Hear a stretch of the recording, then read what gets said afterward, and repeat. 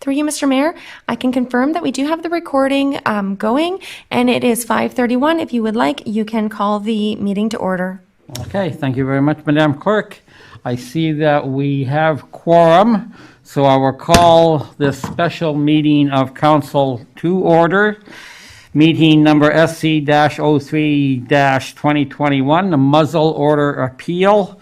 And I see we have quorum, so I call this meeting, and now I'll go to the town solicitor for her opening remarks.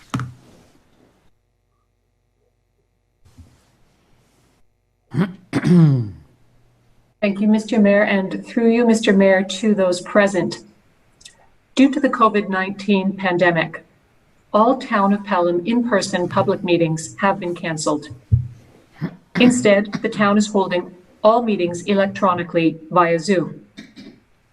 This meeting is an appeal by the owner of a dog known as Oakley from a notice to muzzle or muzzle order that was issued by the Welland and District Society for the Prevention of Cruelty to Animals on December 10, 2020.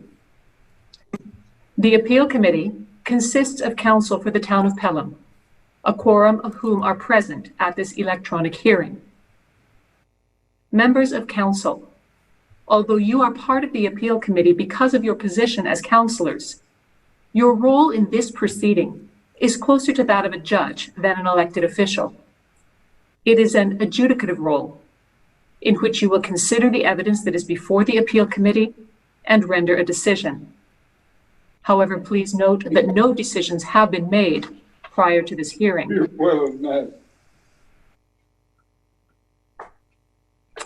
As this hearing will proceed electronically, please ensure that your background is free of offensive or vulgar material.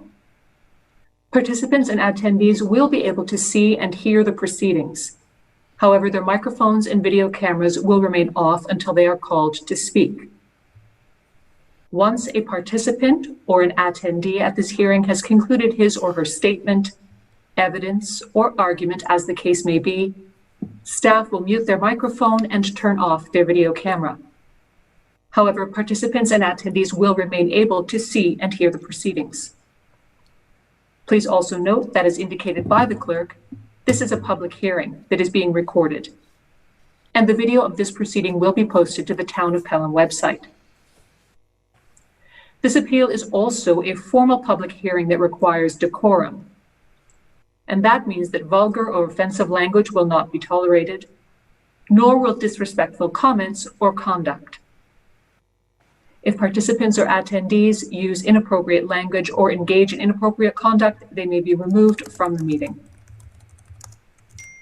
Anyone who wishes to speak at this hearing must be recognized by the chair of the appeal committee before proceeding. The appeal committee does have the ability to ask questions during the hearing. Responses to questions from the appeal committee during the hearing are to be made through the chair. Please note that if decorum is lost, this proceeding may be recessed, and those responsible for the loss of decorum may be removed from the meeting. In advance of this hearing, the appeal committee has received the following documents: the SPCA occurrence report and related materials, a notice to muzzle dated December 10, 2020, the request for this appeal submitted by Oakley's owners dated December 11, 2020, 31 items of correspondence that have been described as character letters of Oakley, as well as 17 videos involving Oakley. Finally, one recorded conversation. The appeal committee has had the opportunity to review those materials and will consider them part of the record on this hearing. During this part of the proceeding, this hearing, the appeal committee may admit additional evidence in the form of oral testimony and other oral, written, or visual evidence, as long as the evidence is relevant and is not unduly repetitious. Oral evidence will be given under oath or affirmation, and any person who testifies at this proceeding will be required to swear an oath or give an affirmation prior to commencing their evidence. The oath or affirmation will be administered by the clerk. The procedure that will be followed at this hearing is as follows. The animal control officer will give evidence in support of why the order about Oakley was made on December 10, 2020. Once the animal control officer gives this evidence, the owner of the dog or the owner's legal representative will have the opportunity to ask questions of the animal control officer, and then the appeal committee may ask questions of the animal control officer. At that point, other witnesses may be called in support of the animal control officer's decision. And if that takes place, after each witness gives his or her evidence, the owner of the dog or their legal representative will have the opportunity to ask questions of the witness, followed by the appeal committee, which may ask questions of the witness. Once the evidence in support of the animal control officer's decision is concluded, the dog owner or appellant has the opportunity to present evidence in support of their case and may also call witnesses for this purpose. After each witness for the appellant gives his or her evidence, the animal control officer or their agent or legal representative will have the opportunity to ask questions of the witness, and then the appeal committee may also ask questions of the witness. Once the evidence called on behalf of the dog owner is concluded, any other member of the public who is present at this hearing, including the victim or the owner of the other dog involved in the events at issue in this appeal, will have a chance to speak to the appeal. Anyone who wishes to speak to the appeal must indicate their intent by using the Raise Your Hand button on Zoom. This notification will be seen by the clerk, who will advise the chair accordingly. The chair of the appeal committee will recognize such requests one at a time, and each member of the public who has made a request will be given the opportunity to speak to the appeal. However, as with evidence given by all other witnesses at this proceeding, any information provided by members of the public must be relevant and must not be unduly repetitious. After each member of the public who wishes to speak has made his or her remarks, the appeal committee may ask questions of that person. The animal control officer or their legal representative may ask questions of that person, and the dog owner or his or her legal representative may ask questions of that person. The appeal committee may limit the examination of a witness if it is satisfied that the examination to that point has been sufficient to disclose fully and fairly all relevant matters.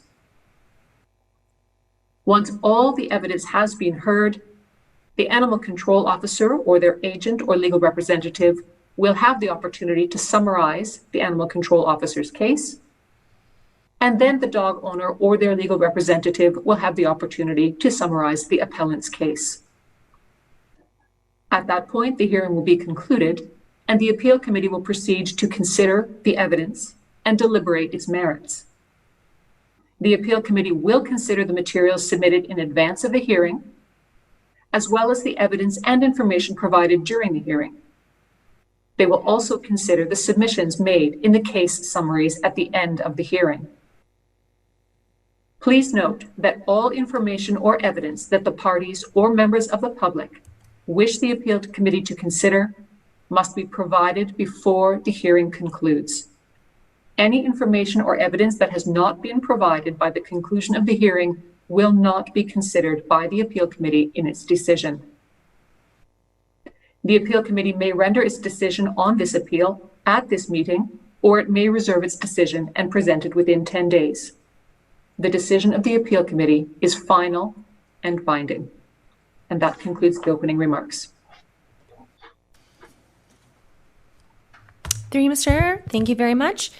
I do have a motion put forth by Councillor Olson and seconded by Councillor Stewart.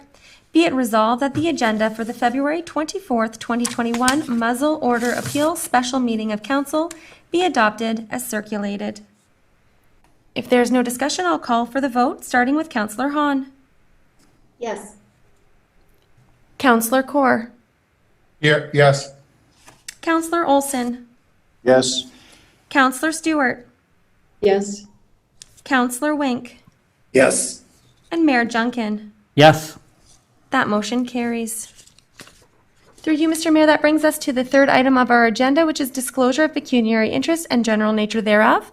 If you wish to ask any members of council if they have any pecuniary interest that they wish to disclose. Thank you. And upon hearing the clerk, is there any members of council with a pecuniary interest to declare? Not seeing any, Madam Clerk. Thank you. I will so note. Mayor and members of council, you have previously been circulated the occurrence report, the notice of muzzle, and request for appeal. If there is no discussion, we shall move forward to item number 5 on the agenda. I see no discussion, Mr. Mayor. Therefore, we'll move to item number 5, which is the statement of evidence of animal control officers. Mr. Mayor, prior to hearing the statement of evidence from the animal control officers, I shall administer the required oath or affirmation. We do have 2 representatives from the SPCA. That is Mr. Ryan Herman and Miss Carly Cole. I do see that they are present, and I would ask that Ryan state his name for the record. First name is Ryan, R-Y-A-N. Last name Herman, H-U-U-R-M-A-N. Thank you. Ryan Herman, do you prefer to declare an oath or an affirmation? I can declare an oath. Please respond with the words, "I do." Please raise your right hand. Do you solemnly swear that the evidence you shall give in this proceeding shall be true, the whole truth, and nothing but the truth, so help you God? I do. Thank you. Carly, if you could state your full name for the record, please. My name is Carly, C-A-R-L-Y. Last name is Cole, K-O-L-L. Thank you.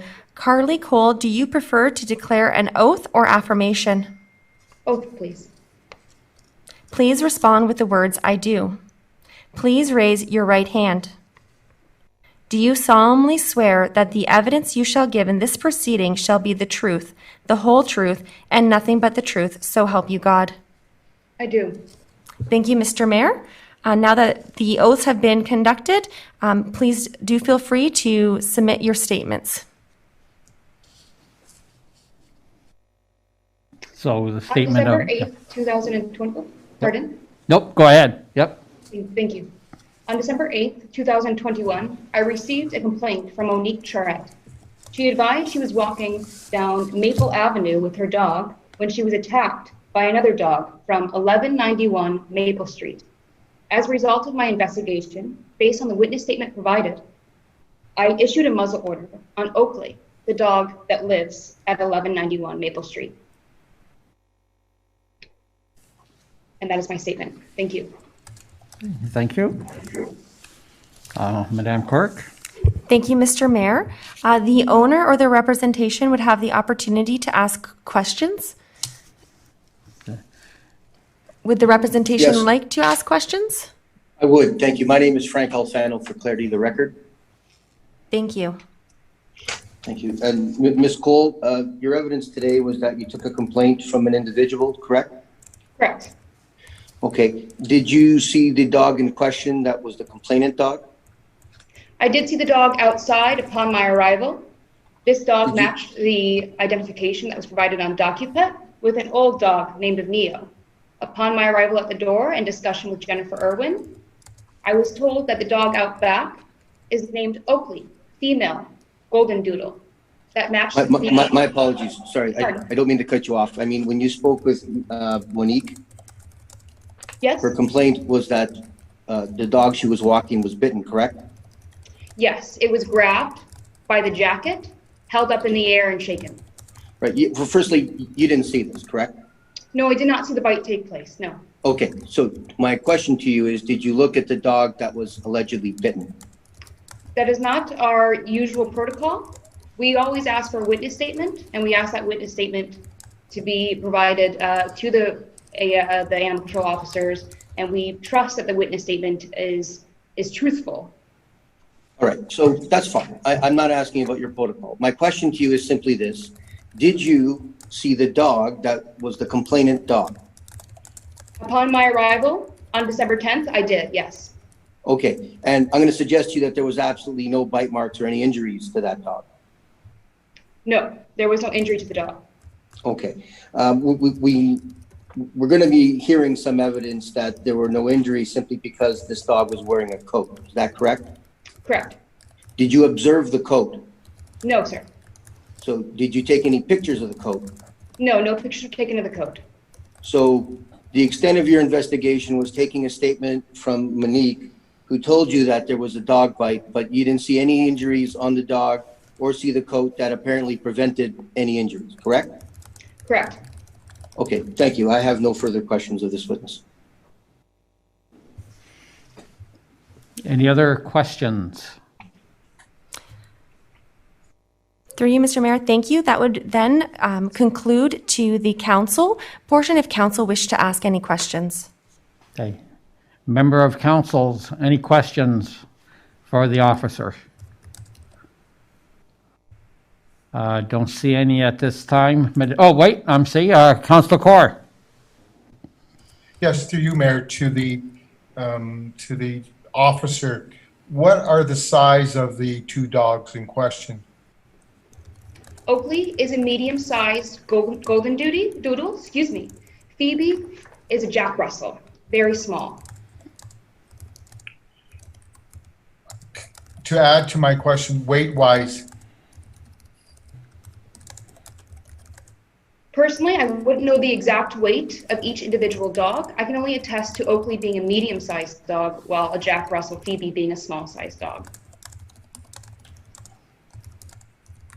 the doodle is a lot larger than the smaller dog, or just medium, or? Yes, a lot larger, yes. Okay, thank you. Thank you, Councillor. Any other questions at this time from council? Okay, not seeing any, Madam Clerk. Thank you, Mr. Mayor. That would bring us into item number 6, which would be the statement and evidence of the owners. I confirm that, Mr. Mayor, that the character letters and videos of Oakley have been circulated to the appeal committee and for all parties of this matter. Council will officially receive these documents as exhibits A and B prior to rendering their decision. Prior to hearing the statement of evidence from the owners, I shall administer the required oath or affirmation. For the owner, I believe that we do have both Mr. and Mrs. Irwin present. If you could unmute yourself, please.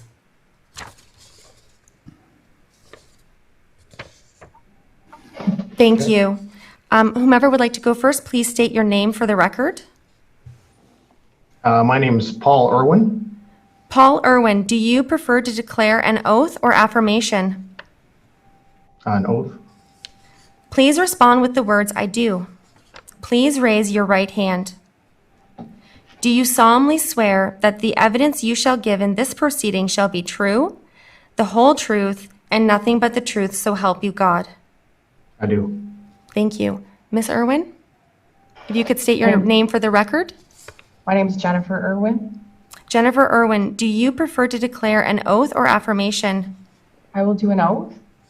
Please respond with the words, "I do." Please raise your right hand.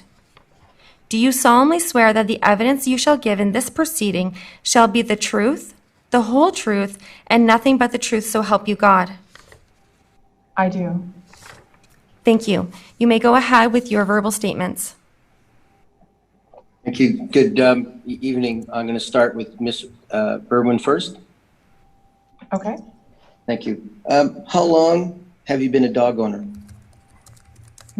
We have owned a dog since we were married. So our first dog we had for 14 years, and then that dog passed away. We waited a year, and then 2.5 years with Oakley, and now we have another dog, Winford. So if you could give me a number of how long you personally have been a dog owner. 16.5 years, 18 years. 18 years? Okay, thank you. And I see you're with Mr. Irwin? Mm-hmm. Yes. And I just heard you say you're married? Yes. And how long have you been married? 18 years. No, Or- longer than that. We don't know. 20 years? Oh, we're coming up on 20 years. That's fine, that's fine. And do you have any children? We have 2. Okay, and how old are they? Catherine is 13 and Andrew's 10. Okay. And the Oakley lives with you, Yes, as of course do your children? yes. Okay. And how many hours a day do you spend with Oakley? Well, the pandemic's been really great for our dogs. They've been with us quite a bit, but usually pre-pandemic, like as soon as we get home, I'd say probably 4 hours a day. Okay. Can you tell me, how did you come to be caring for Oakley? A couple of years ago in 2018, in the spring of 2018, our daughter was diagnosed as a type 1 diabetic. And at that point, we were thinking of getting another dog. And it just, we basically decided that instead of training, instead of just getting a regular dog, we would choose one that we could train as the diabetic alert dog to help with her highs and her lows, because we were really nervous about this type 1 diabetes and we wanted to make sure that we had an extra layer of protection. So we researched how to do that, and because to get one through the Lions Club is about $40,000. So we figured, being that we are fairly savvy with dogs and we're good with dogs, but we could probably manage to do that ourselves. So we found a trainer actually just in Smithville, or a breeder, sorry, in Smithville, that that's what he does, is he's very choosy about who he breeds, the dogs he breeds, because that's sort of his specialty. And we were able to we hit it at the right time, and we were able to go and screen the dogs. A family friend came with us, and we had a specific criteria of which puppy we wanted to get. And the one that I wanted did not meet the criteria, but Oakley did. Okay. And did Oakley ever have any training for this purpose? So we took Oakley through the first round of training with Dave McMahon, which is basically, that was really important that Kate actually did the training with the dog. So yeah, we did that. We did decide. So not to cut you off, but just right, so we can all follow you, who's Kate? Kate is our daughter. She's Okay. the type 1 diabetic. Okay, Yeah. and then so Oakley did the training and Kate was with Katie. her? Yeah. Perfect. Okay, so carry on. With Dave McMahon. So she was the dog handler with our support, of course. And we did decide, in hindsight, she did sort of pull us aside and get a little bit nervous about having a support dog with her all the time. So she did say to us that she didn't really want a dog to go with her to school, because she sort of wants to be as normal as possible, and that would sort of set her out. And she would also have to do things like take the dog to use the washroom at recess, which she thought might be a little bit embarrassing. So we decided that we would just train the dog to help around the house for activities that we do. So yes, she has had scent training. How did Oakley do with her training? Oakley did fantastic with her training. She was a really easy dog to train. She's really smart. How much training did Oakley get? I don't know if you can tell us in terms of hours, weeks, months. So the way that the training works with Dave McMahon, we've trained all of our dogs through there. You go for an hour group class where he teaches you a specific skill. Each skill each week builds on top of one another. And then you have to practice a certain many things per week in between. And so that the dog can then go to the training the next week and then learn the next skill that builds on the first one. So for example, the first thing that you learn is sit. So you teach the dog to sit, and then the next week you teach the dog to heel, and then the week after that you teach the dog how to track you, if that makes sense. Like when you're walking, to always be looking at you. Okay, and how long ago did she complete her training? So Oakley did that training. We got her in the spring. She was a bit too young. You can't start it too young. We started in the fall, and she did that training, and we worked on the training all through the winter. And so she's done that, and then you have to keep it up. Like you can't just, so she's trained daily when she's on a walk. Okay, and since this has happened, how has Oakley been with the family? She's been licking her paws quite a bit, which is a bit worrisome. They're starting to become a little bit raw. Sorry, my apologies, Ms. Irwin. Since you've had her and she's done her training, how's she been in the household? Oh, I thought you meant since this. She's been a great addition to our family. I think that she's actually my favorite dog of all the dogs that we've had. Okay, and I guess then you've seen her interact with your children? Yes, yeah. She interacts really well with our children, with any of our friends' children, in any of the situations that we have. We're social people, so we often will have people over with their animals, with their kids, and we've never ever had a concern with her. Okay, that's fine. So you've seen her interact with other dogs as well? Yes, regularly, because it's very important that you socialize her. Has Oakley ever given you cause for concern? Not once. Not once. Okay. And I understand that you have an invisible fence. Yes, we do. Okay. How long have you had that fence? That fence was installed when we first moved here in 2014 for our first dog. So that was when it was installed. Okay. And there's been no ongoing problems? It's been reliable. Right. Okay. So I'm just going to look to the council for a second because we've provided several videos. I don't propose to play them all because you have it and they're narrated. So I don't know that taking Ms. Irwin through those videos is going to be a productive use of the time, but I'm in your hands in terms of if you haven't seen them or if there's any concerns you have. If you want me to take you to one of them, I'm happy to do that. If not, I'll turn the examination over to Ms. Kotoski, who will take it from the event day to today. Council, So I guess is there any counselor that wants to see any particular video? Councilor Kaur? Yeah, I'd like to see one video, please. Oh, sir, can you play a video for us? Yes, I think the clerk has it. I'm gonna ask Ms. Kotoski to just hand me a list, if you can bear with me just for a couple seconds. Thank you, Mr. Mayor. Through you, we would just ask Ms. Leach if she would be able to pull up one of the videos that we have had submitted, and then she'll share her screen. If you could just give us a minute or two to get that ready. Okay, thank you.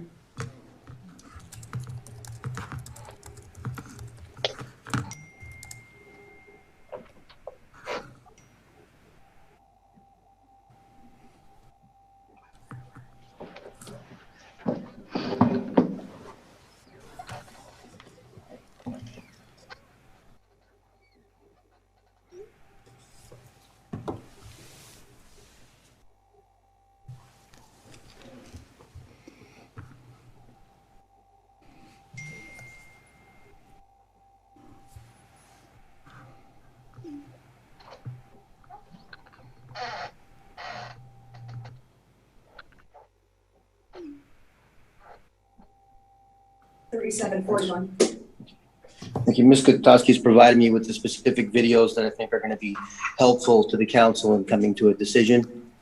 Of course, you're free to view them all at your leisure, but the first I would want to direct you to is number 35. Thank you. Ms. Leach, if you could just find video number 35 in our file and then share the screen. Just give us 1 minute. There's quite a few videos to go through.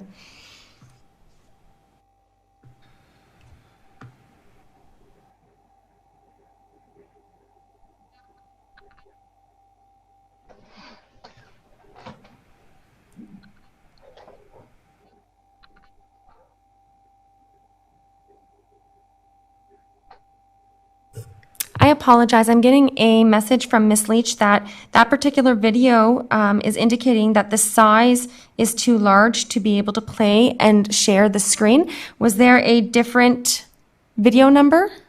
There's 3 videos in total, and I suppose the council can simply note that 35 is one. Just for clarity of the record, 35 is a demonstration of Oakley's downstay where a strange dog approaches. There we go. Oh, it looks, That's sorry, perfect. thank you. It looks like Miss Leach was able to get it. One moment. So, Where's the dog in that?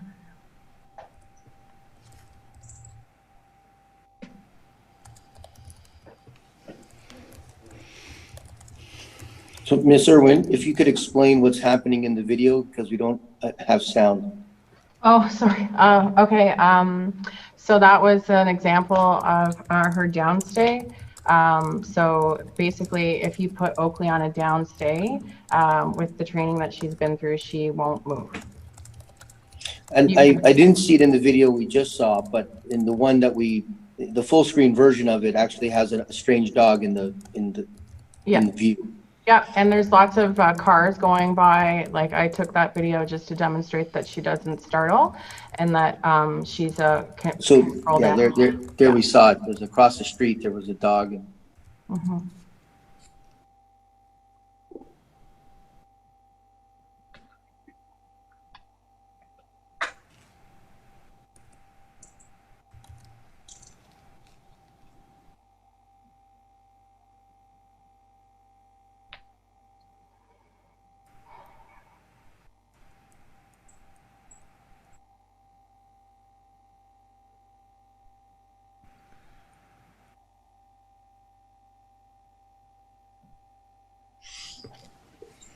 all right, and the next video would be 37, which will be a demonstration of the perimeter, the electric, like the invisible electric perimeter fence.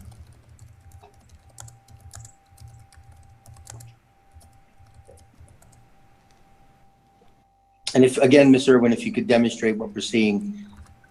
I'm just not sure which video it is. Let's see. Okay, so this was. I just have to wait to see. There's a lot of videos. I just have to wait to see which one it is because they all look very similar. Oh, there we go. So this is Oakley. It's very glitchy. Is it glitching? Oh, there we go. So she is, I'm just showing that there's a dog coming. There's a dog walking by.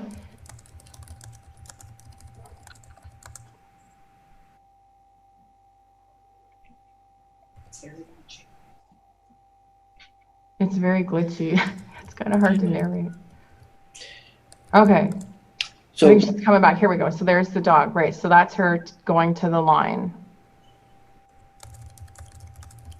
Right, so if the council were to see this, I'm going to suggest that it's a demonstration of the dog not crossing the invisible line of the fence. Am I correct in that? Yes. Okay. The last video I would want to play is number 41, which is a demonstration of the dog's temperament with another dog. And Ms. Irwin, I don't know the other dog, and neither does the council. If you could tell us if that's a dog that Oakley would have known or... Oh yeah, we didn't know this dog either. Actually, we were on a walk one day, and I noticed that there was a big St. Bernard coming bounding towards us. I think it got out of its house, and so Oakley has never seen this dog before, so this is their first interaction. She's muzzled, which is anxiety-inducing for a dog, and she's being approached by another animal, and she basically has no reaction.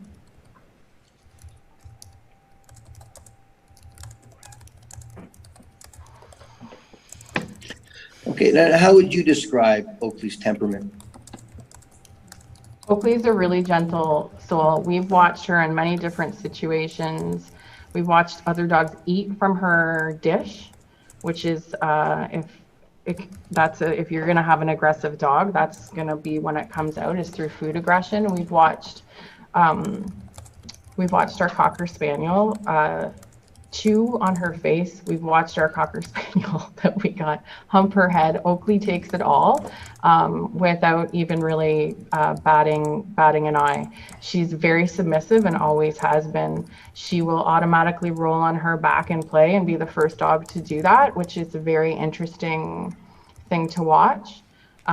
There's actually a video that I included in the submissions, which demonstrates another dog urinating on her head.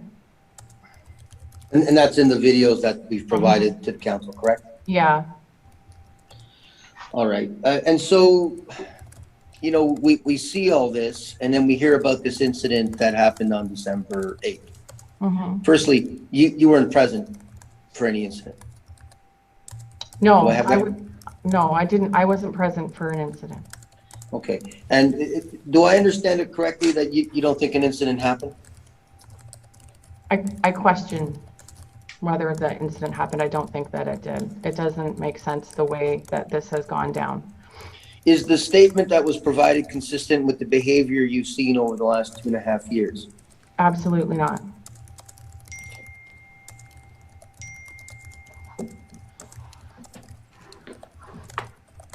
All right, I'm going to turn over to Ms. Gutowski, who's going to ask you about the interaction you had on December 8th. Okay.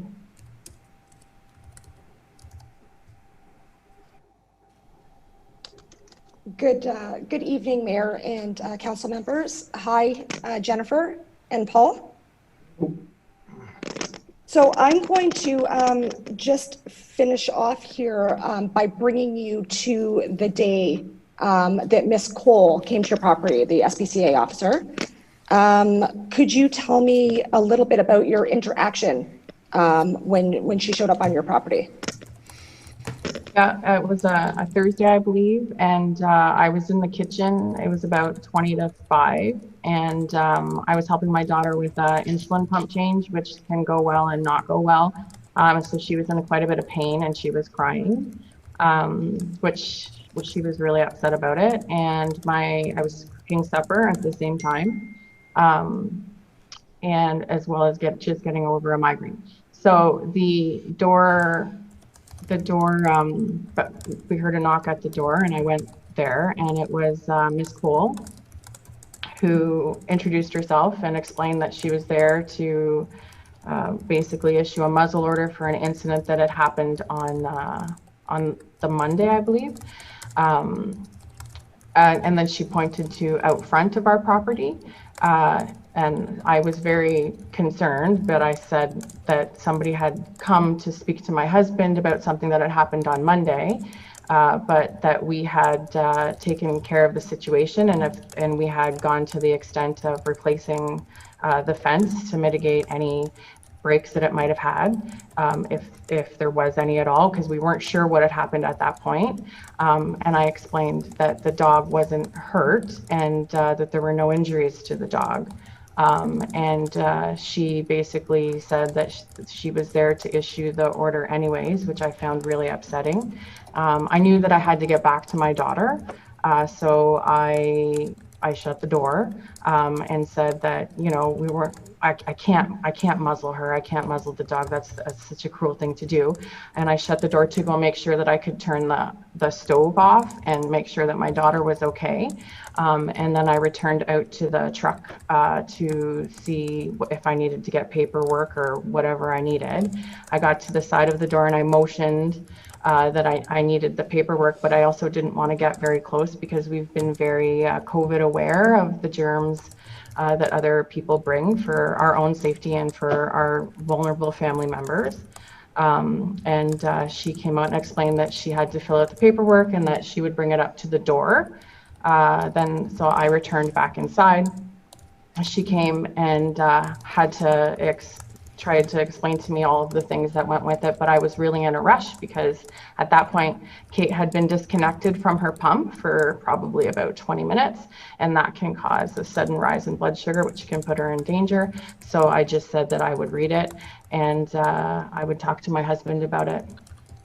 Okay, and so at that time, when Ms. Cole came back to you to give you the order that she was writing up, where was Oakley? Did she have an opportunity to meet Oakley? Yeah, at the second time that she came back, I allowed her to, like, Oakley, she knows if somebody comes to the front door, it's an exciting thing because it's usually a delivery person or the postal person who she always likes to say hi to. So she was waiting like right behind me. And so I allowed her out to meet the officer just so the officer could see the animal's disposition. And the officer's response was, when I said, "Oh, look, like she's not vicious. She's very friendly," she said, "Well, she's good with people, but not very good with animals." See. Okay, so after you received the order, Mhm. what did you do after you received the order? Did you take Oakley to be assessed? Did you take her back to the trainer? Could you tell me a little bit about the things that you did besides, because we were going to cover that you replaced the invisible fence and such, but you've already discussed that. But if you could tell me a little bit about the assessment that you had done.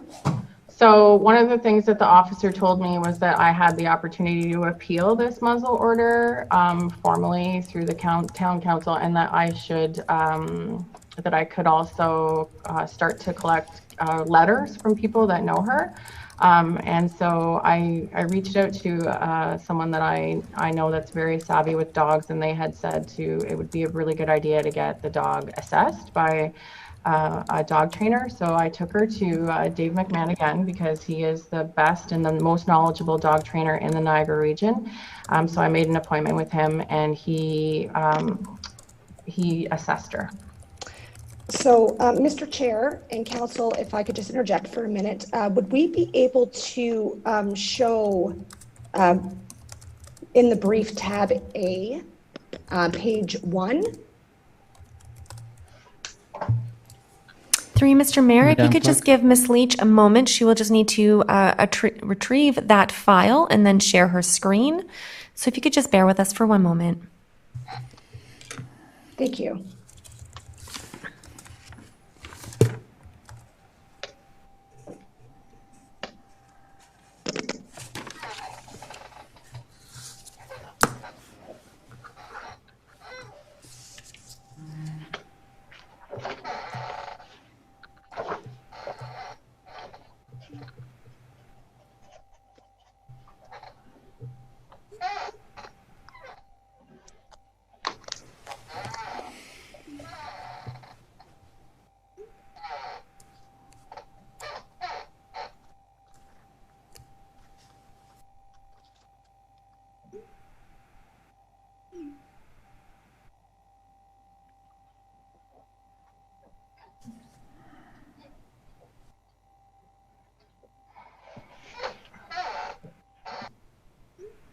So, Ms. Irwin, Yeah. do you recognize this letter here?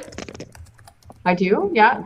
Okay, so is that the letter that you received after the assessment? Yes. Okay. Could you describe how the assessment was laid out? Sure, yeah.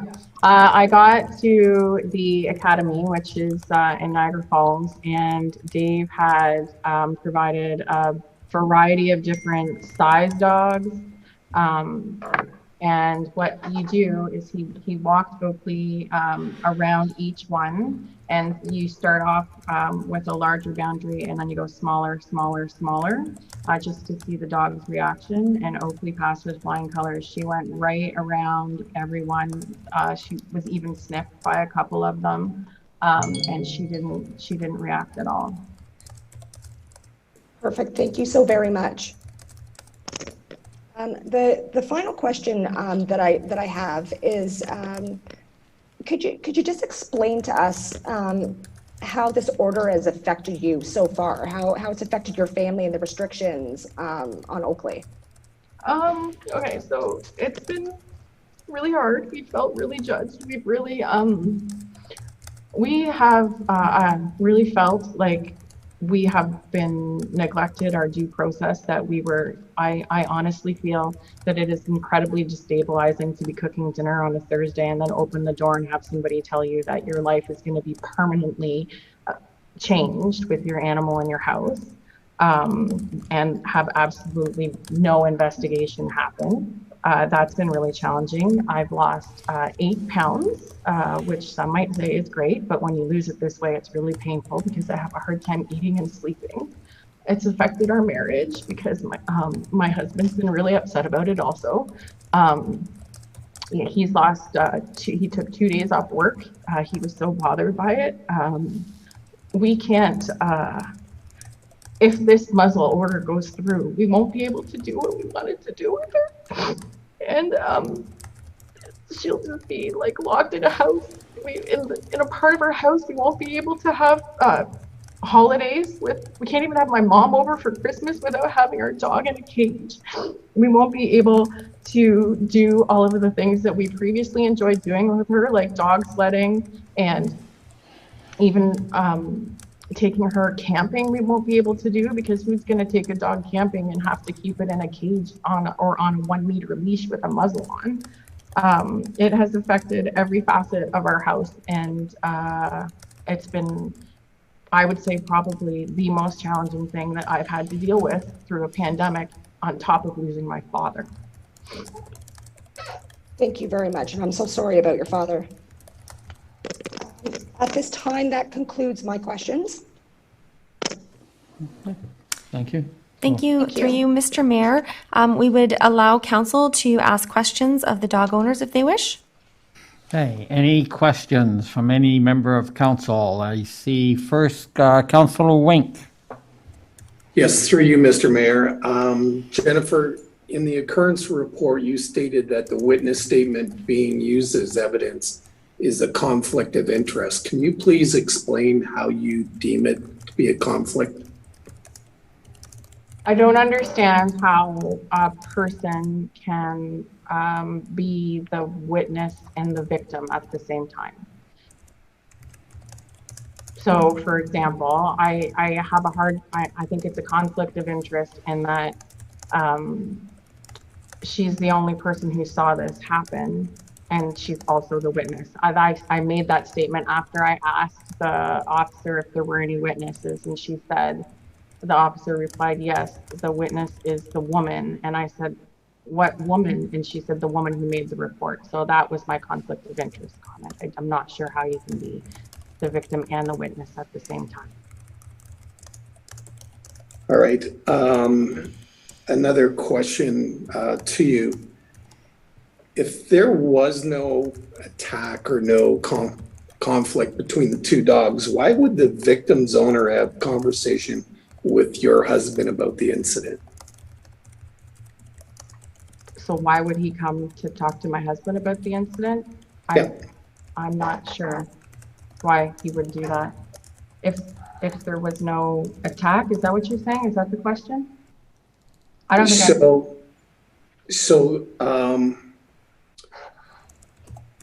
it was alleged that your dog attacked the Jack Russell, and you're saying that didn't happen. If that didn't happen, why did the victim's husband have conversation with your husband regarding the incident? I'm not sure. I mean, I think it's clear that there was barking. I'm not sure if the woman was upset because she was startled because Oakley was barking at her and that upset him. I'm not sure. Okay, and one last. I guess I feel like in that question you're asking me to answer for him. I'm not sure why he did that. Well, you're suggesting that this thing probably really didn't happen. Something did happen. Exactly what had happened or what had transpired is he said, she said, but you're saying that you don't think your dog had an incident with their dog. You mentioned that earlier. Yet, why would the witnesses come forward and say that there was an altercation? I think that there's a difference between an attack and barking. Maybe the woman was scared that Oakley was barking at her. I'm not sure. I don't think Oakley attacked her dog, but might have started her. And that might have been upsetting for the husband. Right. So one last thread of questioning. I'm not a dog owner, so I don't know too much about electric fences and whatever, but I assume that the dog has to wear a collar to stay inside the fence line, and that's how they get the jolt. from the fence. Is that correct? Yes. Yeah, okay. So when Oakley is in the home, does he wear his collar? Oh, you can't have it on in the home because certain things can set it off. Okay, so has Oakley ever gone outside without his collar? Has Oakley ever been outside without her collar? Correct. No. We're always very diligent about putting it on and charging it. Okay, thank you. Okay. Thank you, Counselor. I believe Counselor Stewart, you had your hand up. Yes, I did. Thank you. Through you, Mr. Mayor. Just a question about Oakley's training. You said initially that you got Oakley to be a dog to the diabetic care dog. Okay, did you follow through with that, or because your daughter didn't want to take the dog to school and everywhere, or did you just do the basic training, basic behavior training for the dog? We did the basic behavior training and we do scent training with her. So we just decided that we could still use the dog for that purpose, but not necessarily train her to the extent where she would be official, like get the stamp. Okay, but she is able to notice highs and lows? We're getting there. It's a process. I think it's more of a process than we initially thought it was, but yeah. Okay, you do it through games and hiding scent sample. Right. So is there any kind of general timeline for how long it takes? It can take 6 months to a year. I guess all dogs are different. Yes. Okay, thank you. You're welcome. Thank you, Counselor. Counselor Hahn. Yes, thank you. So Jennifer, just wondering, with regards to the invisible dog fencing, does that take only into consideration your property, or does that also go onto town property, i.e. the boulevard where there's the sidewalk? No, we run it along the side of our fence. Our side of our driveway, sorry. So it's on our property. Okay, so in theory, property. So if Oakley was running then past, there's a sidewalk in front of your home, right? Yes. Yeah. So if the dog is running past or to the sidewalk, in theory, the collar then would give a jolt prior to reaching the sidewalk, correct? Correct. It does a beep and then a jolt. Okay, just because I noticed in one of the videos, it looked as though the dog had ran to the back of one of the vans that was parked in the driveway, which was actually on the boulevard. So perhaps that was a time when the fence wasn't. No, that's our driveway. That's our driveway. That's our driveway. Okay, so because it was parked kind of on the boulevard section of the driveway, correct? So so in other words, I guess is the fence always activated? Is it always on? And yeah. Yeah. And I noticed there was a time where I guess after this you replaced a section of the fence. So I'm just wondering why you would replace the section of the fence if it was in fact working properly. We don't replace, we didn't replace the section of the fence. We replaced the collar and we replaced the thing that hooks into the controller that goes into the fence, just in case. And that was just out of an abundance of caution. Oh, okay. That was my next question. Okay, thanks very much. Okay. Any other questions from Councillor Earl? I guess I have a few, Jennifer, if I may. This muzzle order, and I should have asked the officer, but I'll ask you. Just what does it, where does the dog have to wear the muzzle now that the muzzle order is in effect? Where does the dog have to have it on? Dog has to have the muzzle on if it's around any other animal, if it's around any other people other than our family, if it's on a walk.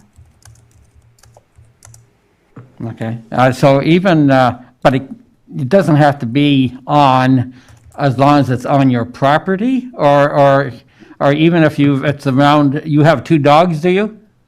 We have 2 dogs, yeah. Yeah, so because you have, so it's always has to wear it then, even if it's just around the other dog, or if it's only when it leaves your property? My understanding is that it's if it's around any other dogs that we don't own. Oh, that you don't own, okay. That's my understanding of it. or people. Yes. So you don't have, so when the dog is around in your house, or I take it you have a backyard, you don't, the dog isn't wearing the muzzle then? Well, if we let her out to pee, we'll usually just clip her and then we'll stand by the leash and wait and then pull her in automatically, but she doesn't wear the muzzle. Okay, thank you. Any other questions from any counselors? Excuse me. Then, Madam Clerk, what's next? Through you, Mr. Mayor, thank you. The next would be the opportunity for the animal control officers to ask questions of the dog owners. Okay.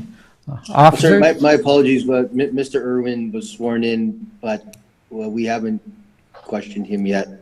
I don't think he would be very long, but I don't want to not put his evidence in if he's been sworn. Sorry, through you, Mr. Chair, Mr. Irwin was sworn in and is still under oath.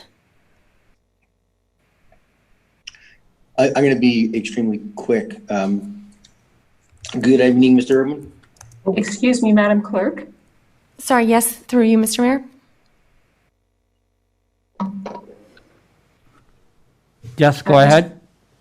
Thank you, Mr. Mayor. Through you to those participating, the procedures call for the opportunity to examine each witness as they give their evidence. So if Mr. Irwin intends to give evidence, he can do so after the examination of Ms. Irwin is complete, and that would include examination by the animal control officers under the procedures. My apologies, counsel. Thank you. Thank you very much. So now we're at the point where the officers, do you have any questions for Jennifer? Currently have no questions for Jennifer, no. Okay, thank you. Holly, or Madam Clerk? Thank you, through you, Mr. Mayor. Did Mr. Irwin was he planning to provide testimony? Was there any questions? I was planning to very briefly, I'm not going to ask him to repeat anything that Mr. Irwin said, but. Okay, please do go ahead, sir. Thank you. Good evening, Mr. Irwin. Good evening. We heard the evidence that Mrs. Irwin gave. Do you adopt what she says? Do you agree with it? Yes. Okay. Have you ever had any cause of concern with Oakley's behavior? Never. Have you ever seen Oakley interact with any other dogs or people? Yeah, everybody in my family, we all have dogs, and they're always together constantly. And, What about any strange dogs? Yeah, we have, well, lots of people we have 300 feet of sidewalk in our house. And lots of people walk their dogs all the time past our house. We have several people in the neighborhood that actually come right onto our property and interact with Oakley with their dogs, and there's never been an issue. Okay, and so you've never been concerned about her interaction with strange dogs? Never. What about strange people? No, never. She's a sweetheart. She's never aggressive. Is there anything that we haven't covered today that you wanted to cover in your evidence? Not that I can think of at this time. Okay, thank you. I have no other questions for Mr. Irwin, subject to the council or anyone doing cross-examination. Madam Clerk? Through you, Mr. Mayor, that would bring us back to council opportunity to ask questions if they had any questions of Mr. Irwin. I have one, Madam Clerk. Please do go ahead, Mr. Mayor. Okay, Mr. Irwin, I didn't ask this of your wife. I'll ask you this. Have you had any, before this incident with the Jack Russell, have you had any, do you know the owners of the Jack Russell at all? No, not at all. Okay, that's all. Thank you. Through you, Mr. Mayor, thank you. That would bring us back again to the animal control officers. No questions at this time. Thank you. Thank you. If there's no further questions from any members of council, we would move on to item number 7. Through you, Mr. Mayor, I don't see anything, so I'll move on to item number 7, which is the statement and evidence of victim. I confirm for the record the recorded conversation has been circulated to the appeal committee and all parties to this matter. Council will officially receive these documents as Exhibit C prior to rendering their decision. Mr. Mayor, prior to hearing the statement and of evidence from the victim, I shall administer the required oath or affirmation. For the victim, if you could unmute yourself. Monique, if you could state your name, please, for the record. Monique Charette. Monique Charette, do you prefer to declare an oath or affirmation? An oath is fine, thank you. Please respond with the words, I do. Please raise your right hand. Do you solemnly swear that the evidence you shall give in this proceeding shall be the truth, the whole truth, and nothing but the truth, so help you God? I do. Thank you. You may go ahead and give your statement. I can go ahead and give my statement? Yes, if there was anything that you wish to add, you may go ahead and give your statement. No, I already have the written statement, and of course, there's nothing more to add to that really, because I can only speak to the day of and the attack. I can't speak to anything else that's gone on in this hearing. I can only speak to the day that I was attacked through the statement I've already written, and I can't really add too much more to that other than I can't possibly imagine why anybody would make up a story of that nature. I just don't even know where the benefit to me would be. So other than that, I can't add anything more to what's already in my written statement, but thank you for the opportunity. Unless, of course, there's any questions anybody has, of course. Through you, Mr. Mayor, thank you. We would start with the opportunity for questions from council members. Okay. Any questions to I see Councilor Hahn. Yes, thank you. Monique, I'm just wondering with regards to the alleged attack. So you're suggesting that your dog, the Jack Russell, was picked up essentially by the coat he was wearing and shaken, correct? Correct. So was there any damage to the coat? Was there any teeth marks, or was it torn or ripped or anything like that? What kind of jacket was it? No, not that I'm aware of. The buckle seems to be broken, but I can't say it was a direct cause of her being picked up.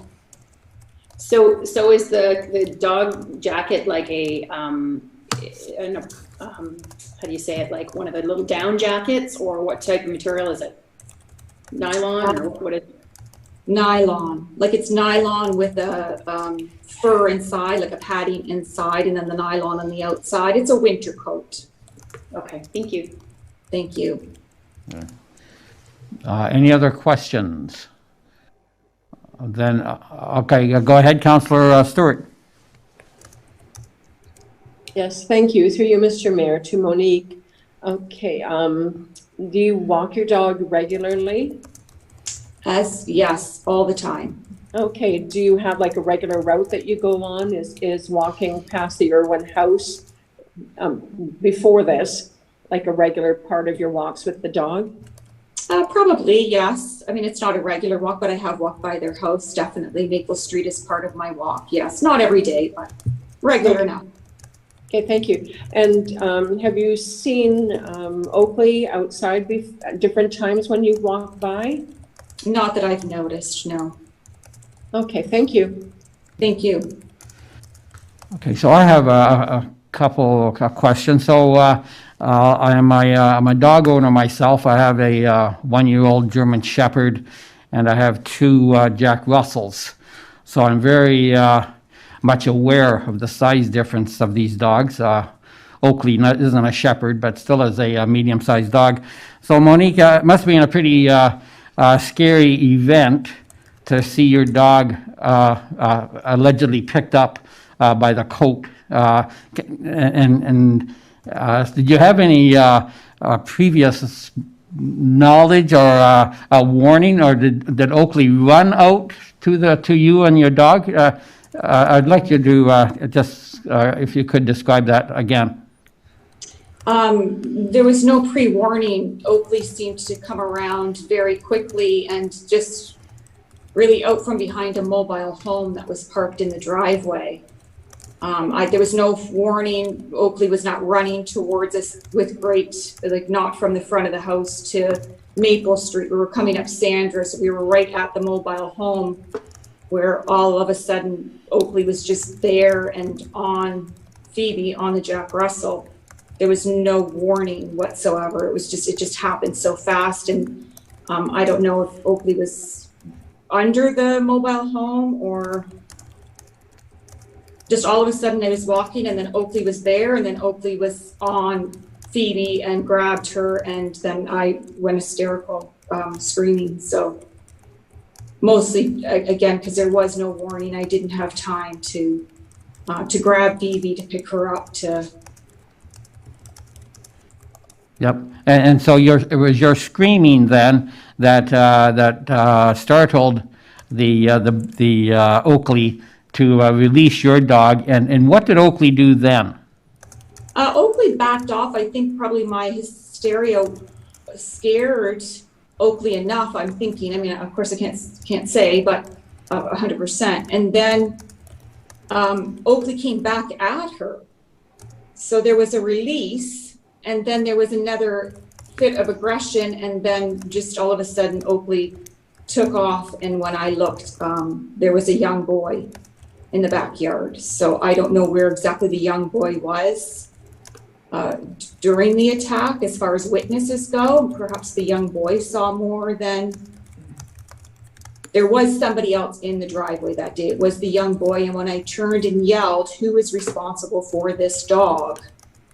He just looked very frightened, as frightened as I was, and I yelled again, who is responsible for this dog? And he just yelled to me, it's an electric fence. And I yelled back, it's not working. And then I waited on the sidewalk for, a good amount of time for somebody to come out and, at least say something, make some sort of sense. Is this, just anything, but nobody came out. The boy went in and then nobody came back out of the house.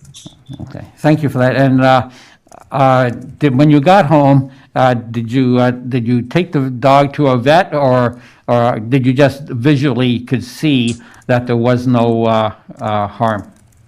Yeah, I did a visual check, and she seemed to be fine. I was maybe more scared than she was, but yeah. She seemed to be fine. I did a visual check, and then of course called Al to let him know what had happened.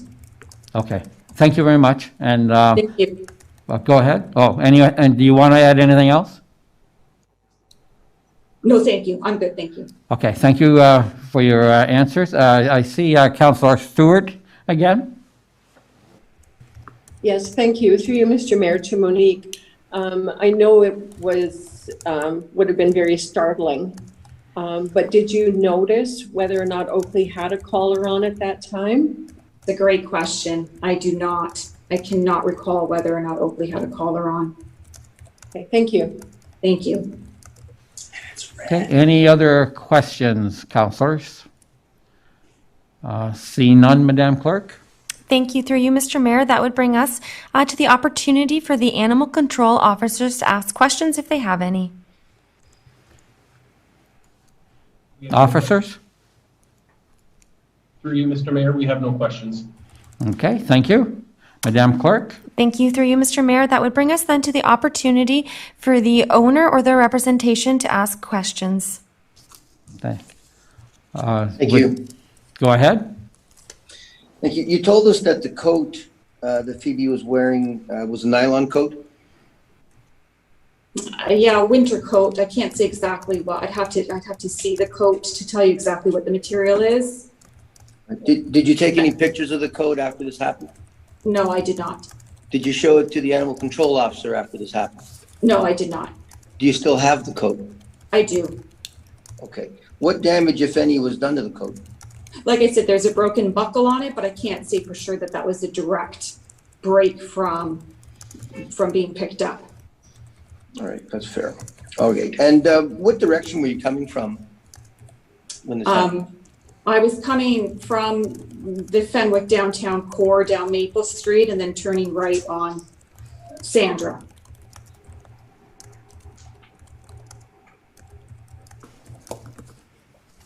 Do you know the Irwins by chance? Do I know the Irwins? Yeah. Never met them. Don't know them at all. You'd walked by the place before though, correct? Yes, we've lived there a long time, about 15 years. 15 years. Okay, and this is the first time that you say that Phoebe's been bitten, correct? This is the first time that we've had. I mean, we've had the odd loose dog, but nothing that it's been like this. No. All right, thank you. I have no other questions. Thank you. Through you, Mr. Mayor, if there is no other further discussion or questions from the members of council, we'll move on to the next item of our agenda, which would be item number 8. I see no other questions from council. I can confirm that any verbal witness statements will be officially received prior to rendering the decision. I do understand there are witnesses to be called by the Irwins. In addition, there is an opportunity for any member of the public to raise their hand to provide statements prior to closing the public portion of the meeting. Witnesses shall be called into the meeting one at a time in order which they were registered. Prior to hearing the statement of witnesses, I will administer the required oath or affirmation. Through you, Mr. Mayor, I would ask Ms. Leach to bring in the first witness that was registered, which would be Nancy Rushford and Dr. Paul Stacey. If you could just give us one moment, please. Ms. Rushford, if you would like to unmute yourself, and if you could state your name for the record. Yes, it's Nancy Rushford. And is Dr. Paul Stacey there as well? Is he planning to provide evidence? No, he's not home right now. Okay, so Nancy Rushford, do you prefer to declare an oath or affirmation? Affirmation? Please respond with the words, I do. Please raise your right hand. Do you solemnly state that the evidence that you shall give in this proceeding shall be the truth, the whole truth, and nothing but the truth, knowing this is of the same force and effect as if given under oath in accordance with the Canadian Evidence Act? I do. Thank you. You may please go ahead with your verbal statements. Yes, I am a friend of the Irwins and also a health professional in the community. I've known the Irwins for at least 6 years and have had many interactions with my children and my animals. I actually have a number of 3 dogs and a number of cats and horses. So I've known the Irwins in the context of social gatherings with lots of kids running around and animals running around. Both on their property, on my property, and in public spaces. And so when I heard of this alleged attack, I was completely surprised. It seemed totally out of character for this dog that I've known since he was a puppy. I actually work with children and adolescents providing psychotherapy and occupational therapy and use animals in the therapeutic process. And Oakley I've known Oakley to be particularly an emotional support to the Irwin's daughter, Katie, in regards to her chronic illness. And so I have observed since this happened, I mean, number one was my surprise because it seemed completely out of character to how I've known this dog. I've never been worried about the dog around my animals or around my children who range in age. I think when I first met the Irwins, my youngest was 2, so my kids now, 4 children who range in age from 8 to 14 years of age. And never had any cause for concern whatsoever, never witnessed any acts of aggression, and certainly not anything resembling a vicious attack. And then I've, as a friend, seen the impact that this alleged attack has had on their family, both on their daughter, who depends on this dog for emotional support, and also on both Jen and Paul Irwin, the undue stress that it has caused them, the resulting anxiety, I've seen them take every step to make sure that, you know, they were open to the possibility and took immediate steps to investigate further themselves in terms of going and getting the dog trained, or not trained, assessed after it, looking at the fence, looking at all sorts of possibilities. And it's been an incredible stress upon them as a friend and observer, emotionally, and on their family. And in particular, I think of their daughter, who the fear, of course, is the consequence of having a dog who will be muzzled, a dog who can't be a part of the family in the same way. This is a very outdoorsy family.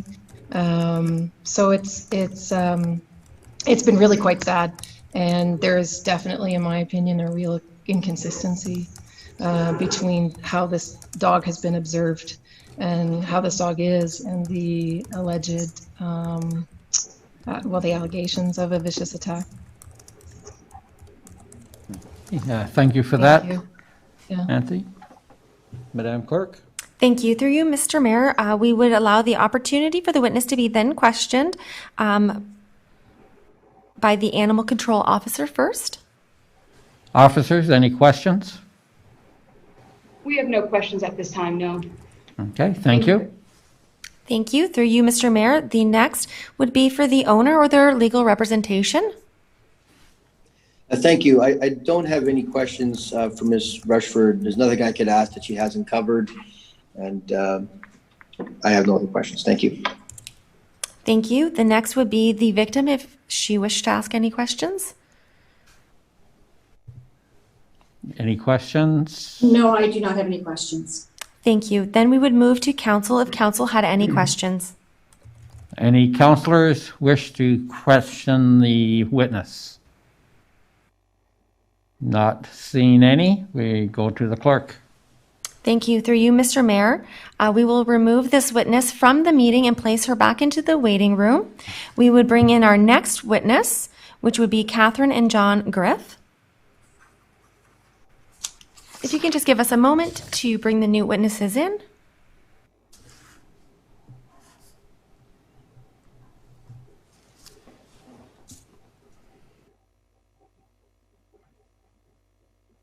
John and Catherine, we can see you if you'd like to unmute yourselves.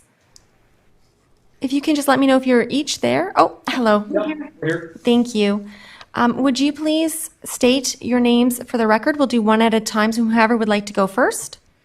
Catherine Griff. Catherine Griff, do you prefer to declare an oath or affirmation? Oath, please. Please respond with the words I do. Please raise your right hand.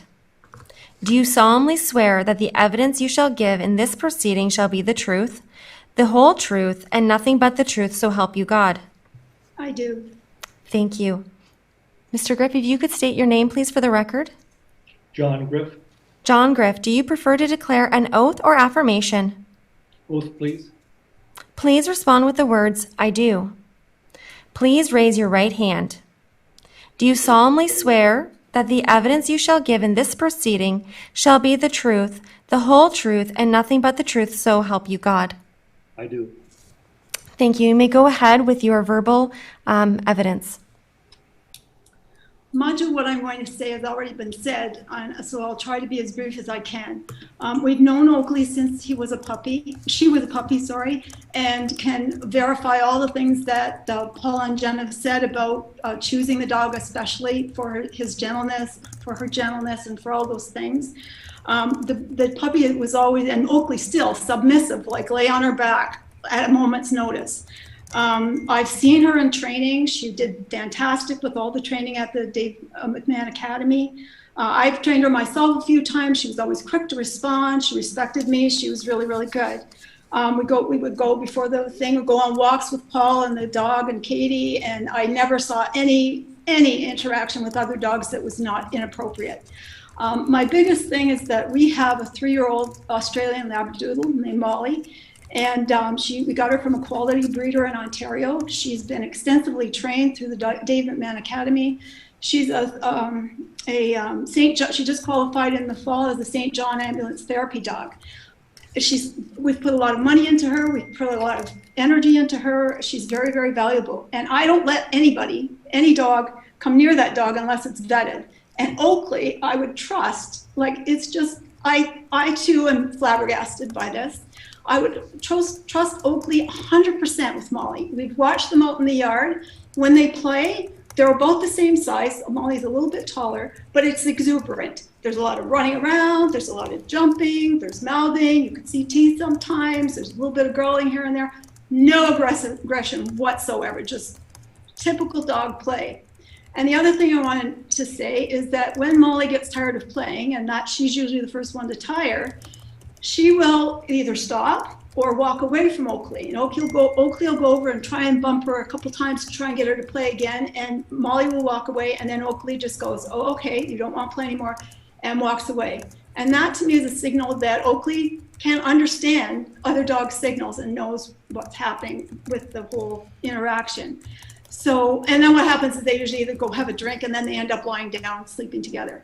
And just to put it in perspective for you, I have a son who has a Belgian Malinois from the Bidden Academy. And that dog is also extensively trained, and my son has complete control over her. She is not allowed near Molly. She's a personal protection dog for their son, and Mark has to have that dog on a leash all the time around Molly, because I don't trust him. But when I think about Oakley, it's like they play we have an electric fence too. They play in the backyard. We don't even watch them. They're just out there having fun.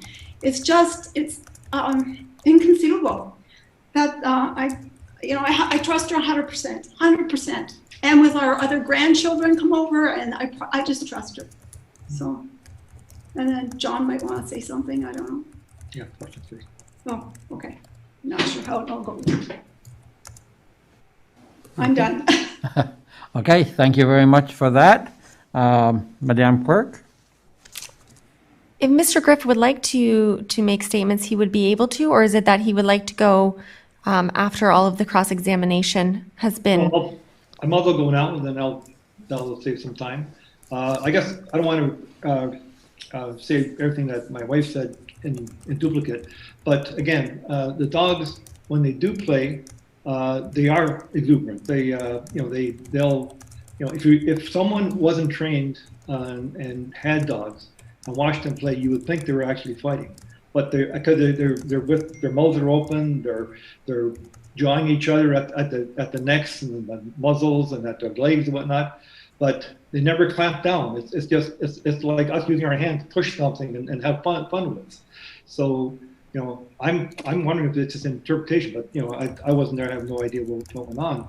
But again, that Oakley has never been aggressive to the point where I think she's actually a little too submissive in the way of a dog, for my liking. But that's just who she is. She's if anything, she'll run rather than attack. So I just can't understand it myself. But that's just my opinion. So.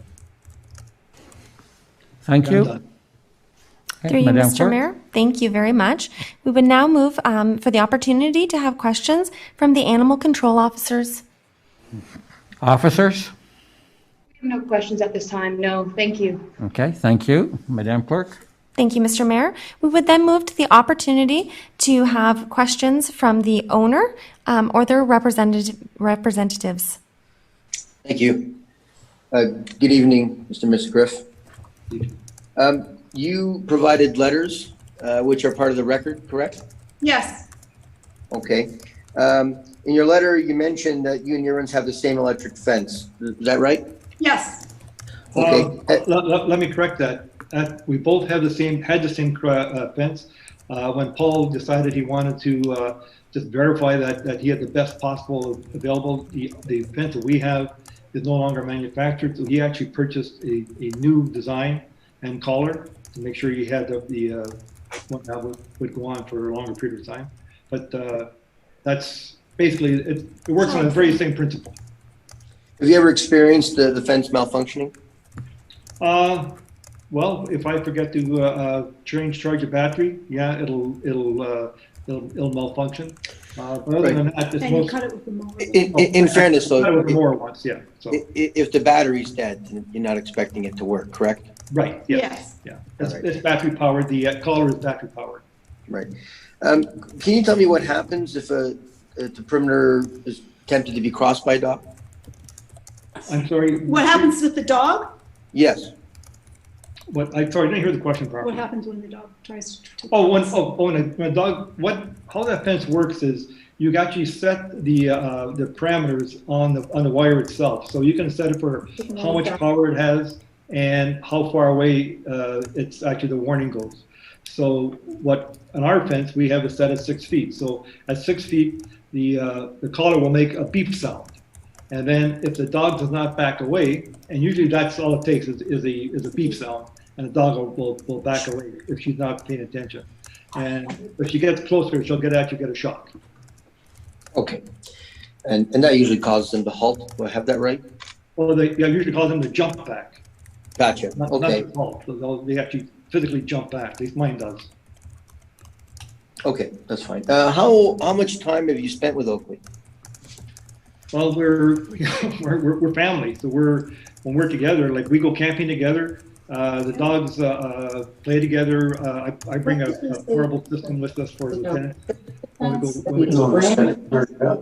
Now, what did he say? How did Oakley? Through you, Mr. Mayor, I would just remind all to mute themselves if they're speaking. Thank you. Sorry for the intrusion. Please go ahead with your testimony. We go camping together. We both have trailers. We go camping together. We go back and forth. We'll have over here we can have a fire, and we're in Temperament. We have a fireplace, so we'll have a fire and get the family over and kids, all the grandkids. We have 12 grandkids. They come over. We have a get together. Not with COVID, we haven't, but before that. We're talking before. Yeah, we'll get together, have a barbecue or something, and the dogs. Everybody will bring a dog, so there'll be maybe 2-3 dogs here. They'll be playing, the kids will be playing, and we've never had a problem, ever had a problem. To the point where we don't really watch them, to tell you the truth. And I know, if you're not a dog owner, maybe that sounds kind of crazy, but we trust that Oakley, and of course we trust Molly, and just because there's never been an incident, or never even a hint of an incident. Have you ever seen Oakley act aggressive in any way? No, never. Other than bark, that's the only thing I would say. That's not aggressive. That's not aggressive. Dogs bark. I think that's okay. All right, thank you. I have no further questions. Okay. Thank you for your time. Through you, Mr. Mayor, thank you. We would now give the opportunity to the victim to speak if they wish and make questions. I don't have any questions. Thank you. Thank you. That would then bring us to the opportunity for counsel to ask questions of the witness. Okay, any members of council wish to question this couple? Not seeing any, Madam Clerk? Thank you. Through you, Mr. Mayor. If you could just give us one moment to remove the witnesses from the meeting, we will place them back into the waiting room, and we'll bring in the next witness, which would be Nicole Gillette Hayes and Phil Hayes. If you would just bear with us for one moment, please.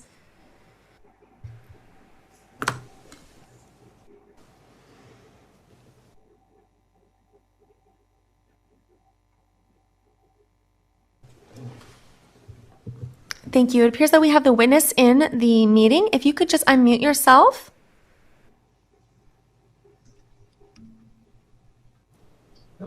Thank you. We can now see you as well. For the record, we are going to administer an oath. If you could say your full name, please. We'll do this individually. Sure. It's Nicole Gilmat, hyphenated Hayes. Nicole Hayes, do you prefer to declare an oath or affirmation? An oath is fine.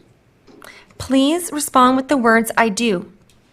Please raise your right hand. Do you solemnly swear that the evidence you shall give in this proceeding shall be the truth, the whole truth, and nothing but the truth, so help you God? I do. Thank you. And if you could please, sir, state your name for the record.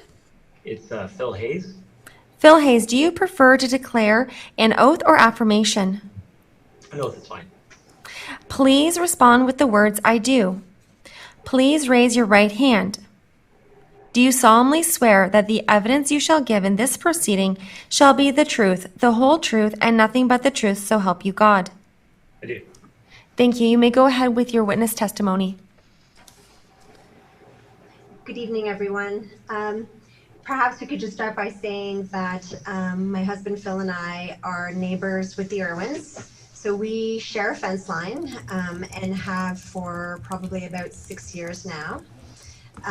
We became quite close friends with the Irwins and all the pets that they've had throughout the years rather quickly. We have known Paul and Jen to certainly be very responsible pet owners. And if anything, Paul and Jen have been very helpful with us throughout the years with our own dog and giving us tips here and there with our dog. So we've never had any concerns regarding their ability to take care of their pets throughout the entire time that we have known them. I'm not sure how much more I can add to what Ms. Rushford said earlier. She spoke so eloquently, and I think she really summarized the impact that we have seen on the Irwin family of what has happened since this alleged attack, which obviously Phil can speak for himself, but definitely for myself, was extremely shocked when we found out what happened. We have known Oakley as well since she's been a puppy. I guess, like we said, we share a fence and it is a chain link fence. So we see Oakley outside all the time. We see her play. We see many neighbors walking up and down the street on a regular basis and have never witnessed Oakley showing aggression to any other dogs, definitely not towards our dog as well, or to us or to our daughter who is 14. If anything, we've even seen individuals who live in the neighborhood come onto the Irwin property to say hi to Oakley and to pet Oakley and to kind of be part of that. We've never had any concern. We've never seen her be aggressive. This has been difficult for us to see Oakley go through this and to see the Irwins go through this. I'm not sure if you want to add to that. But for most part, again, responsible dog owners, they love Oakley. Oakley's been a great dog, great with their kids. Oakley's great with their own new puppy. She's great with sandwiches for me. They want to put up a... I don't really have much else to add than that. Madam Clerk? Through you, Mr. Mayor, thank you. We would move to the opportunity for the Animal Control Officer to ask questions. Okay. Officers? We have no questions at this time. Thank you. Thank you. Thank Madam- you. Through you, Mr. Mayor, we would then move to provide opportunity for the owner or their representatives to ask questions. Thank you. Good evening, Mr. and Mrs. Hayes. You provided a letter in support of the appeal that Mrs. Irwin's filed? Yes, we did. Yes. Okay, you can confirm the authenticity of that letter? Yes, we do. Yes. All right. Can you tell me why you chose to speak in support of the Irwins and Oakley? I think really, I mean, we see Oakley, as Nicole was saying, we have a chain link fence. We can see everything in there, in the backyard. And Oakley is a very submissive dog, not only with people, but with other dogs. When we bring our dog over, she's on her belly, like she's on her back, sorry, showing her belly. And it's been like that right from a puppy. She's just a very kind dog. And so, when we heard about it, it is very unusual. And if it is, it's just such a character for her. So, that's the thing is we don't really see, we did see this as, a very, a pretty harsh, I guess the result of what for a dog that's just never seen, we've never seen aggression with her. So it's just the it is something that we do really feel for the dog and the Irwin family in that sense, because it just doesn't fit the profile of what we've seen for 2 years, 2 years that you've had Oakley, or that they've had Oakley. So. And we see Oakley daily. We Mhm. see her out in the backyard daily.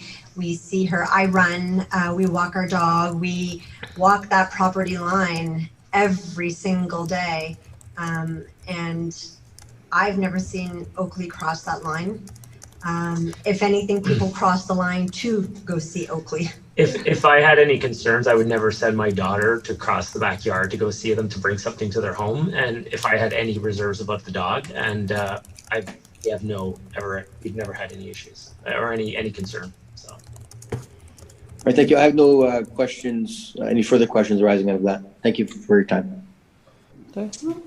Thank you. Through you, Mr. Mayor, that would bring us to the opportunity for the victim to ask questions, if she had any. I do not have any, thank you. Thank you. That would then bring us to the opportunity for council to ask questions.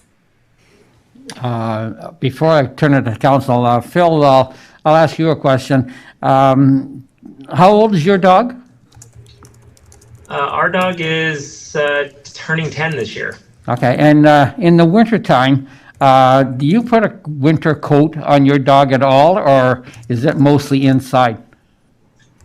We do have a winter coat. He looks quite handsome in it, but we do have one. Yes. He doesn't need it, but he does wear it from time to time. Yes. Okay, so Oakley would recognize then that your dog wears a coat. Or whatever. I guess I'm trying to say that having a coat on, Oakley would know that of an animal, right? Yeah, I guess so. Yeah, I've never really thought about it that way, but yeah, I guess. I mean, we're along Sandra Drive. We have so many people walking dogs, and a lot of them with coats. And it's quite the industry. It's a coat, dog accessories. Okay, thank you for that. I'll turn it to council now. Any councilor have a question for the Hayes? Not seeing any, Madam Clerk. Through you, Mr. Mayor, thank you. We will remove these witnesses and place them back into the waiting room and bring the next witness, which would be Ms. Sarah Servos. If you can just give us a moment to bring her into the meeting.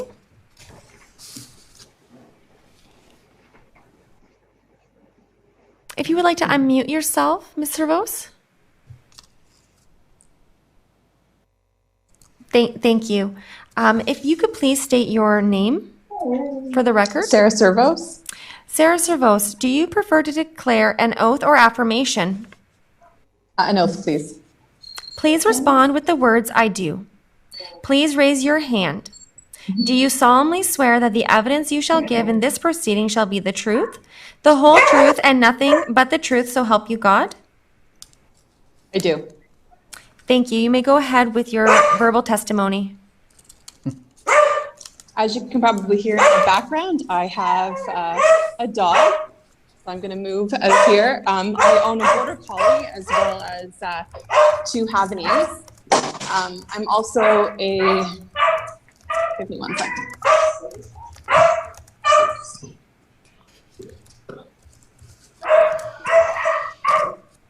Bad timing with everyone coming into the house here.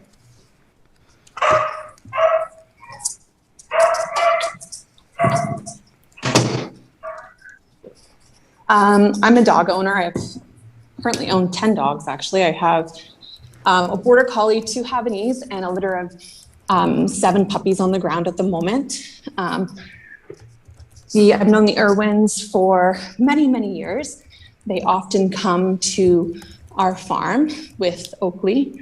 And at the farm here, we have horses, dogs. Often there's dogs visiting, lots of children, including my now 6-year-old son who has a disability. I think I can only really reiterate what all the other witnesses have already said. I've known Oakley since she was a puppy. Oakley, I would say, is more on the submissive side. Anytime I've witnessed play between Oakley and my dogs, Oakley is the one to be submissive, and she's not been nothing but kind and sweet.